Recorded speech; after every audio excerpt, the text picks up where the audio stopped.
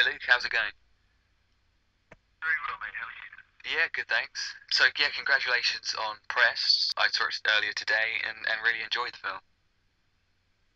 Oh, thank you. It was a small little movie, but and a small story, but it was kind of both were deliberate. I'm glad you enjoyed it. It was a fun shoot. Actually, it was only 3 weeks, but we had a great time making it. Yeah, so you mentioned a small film. Because it was more of a drama. Actually, I think no, the fact that it was a low budget film, I think that kind of suited it. I think you could have um, no matter how much money could have been thrown at it or what have you. I don't think would have made much difference. No, it's a modest story deliberately. It's kind of topical. People losing their jobs, and there's these panic stations in it. And these things happen in life. I mean, all of it included. And I think it is about a man who, he's living not monstrously beyond his means, but he's certainly living, without worry because doesn't, he's fired. I think to set an example to find himself in an unexpected situation. And as I said to the director when I first met him, we discussed if it was going to happen, or certainly if I was going to be a part of it. I said I like the modesty of the story. And the fact he doesn't have a certain set of skills and he doesn't kick ass. For example, when I did the scene when I broke down and missed my wife, it's just like a cacophony of feeling foolish, feeling stupid, feeling like just, and missing the comfort of what we worked so hard to have. And I like the kind of modesty of the story, and I think you're right. I don't think it had any place for a big budget. I mean, sure, post-production is always benefited by a bit of budget, but Yeah. I think Justin, as a first-time director, did a great job. So how did you actually get involved with the project? How did I? Yeah.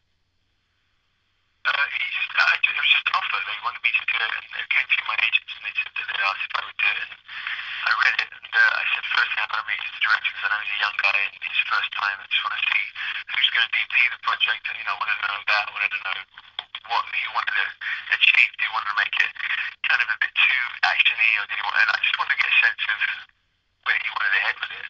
And I like to be collaborative as far as dialogue and all the other stuff. And it just was a good fit. It was kind of a family affair up there in Canada, and I was like, yeah, let's do it. So it was very quick. The evolution of reading it to making it was pretty fast. So your character Brian, what was interesting about Brian to me was that he's a flawed character, and it's those flaws coupled with the scenario, with the money, that act pretty much as the inciting incident to what is effectively his downfall. So what attracted you to the character? I think, like you say, it was flawed, but also like any role, if I read it's too squeaky and there's no flaws or there's no vulnerability, then there's no real excitement for me to want to play it. I just liked the fact that he just didn't have, he's good at what he does, and then he's just out of his element, he's out of his league with this story, and I just thought that would be nice to play somebody who's somewhat desperate and not kicking ass. It was just a nice.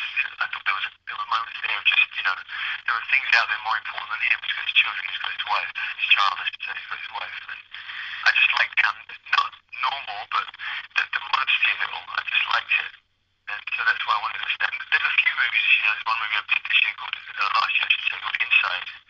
That was again a guy he's terrified and he has to find a way to get past that in a prison locked in a paranormal thriller we did. But it was just I don't know. I like the simplicity of it. You think it's more of a human, a real character?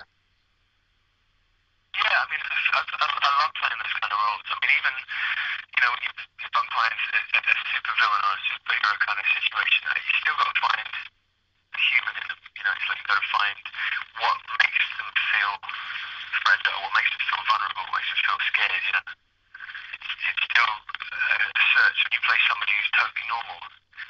It's actually wonderful because it's a kind of a more of a, not precise, but it's a more of an internal kind of process. Do you think characters are stronger when they're like that? For me personally, as a watcher, character, and for somebody, you know, and I'm like Blade or Hellboy, those kind of movies, I still want to find the weakness in these guys.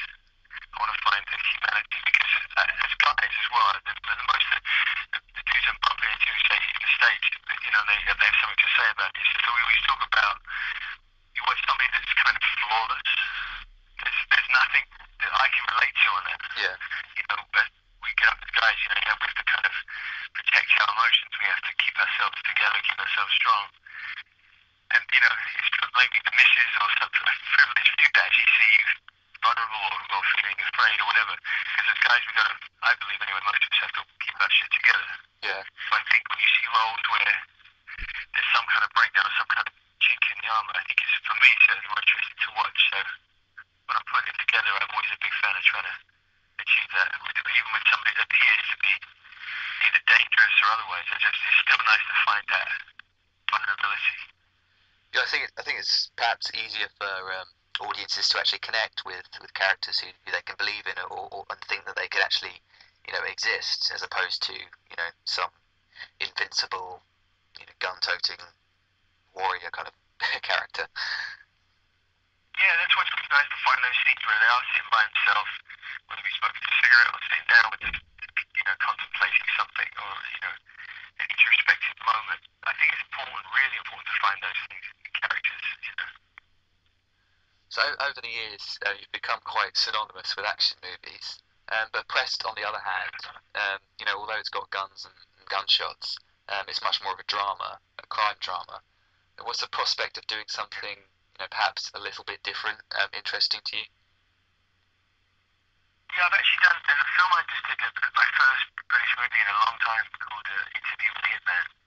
I'm really proud of it. It's a love story set around the world of the hitman, but it's, again, the hitman doesn't bring with it explosions and stuff like that, and even really not many guns. There's guns that you see in the scene many, many times, but you don't see them fired a great deal. It's primarily an internal story, British film.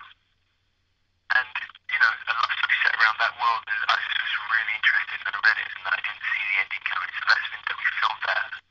And that's pretty much the drama out and out. And then again, there's a movie Inside, which is a supernatural thriller. But you don't actually see any of the things that are going on. You hear them, and then occasionally you see the little result of something that's happened. You don't actually see it happen. Yeah.